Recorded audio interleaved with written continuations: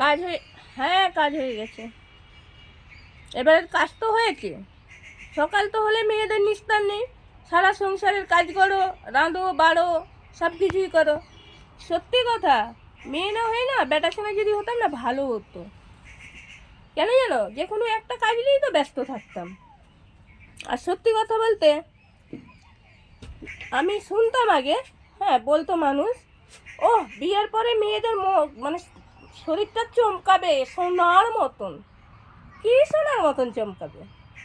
আমি তো দেখতে পাচ্ছি জীবনগুলো না পুড়ে কয়লার মতন হয়ে যাচ্ছে। সত্যি কথা বলছি। শুধু রাঁধো বাড়ো, খেতে দাও, মাজো ধাও, কাপড় কাচো, বাসন মাজো, এই তো কাজ মেয়েদের। আবার অত সুন্দর করে কাজ করার পরেও কার দেবে মুখটা ঝুলে যাচ্ছে, কার দেবে হিংসা হচ্ছে। তাহলে আবার হীরা চমকানোর মতন কোথায় চমকাচ্ছে মেয়েদের জীবনটা? আমাকে তো একটু কিছুই চমকানো লাগে না, সত্যি কথা বলছি।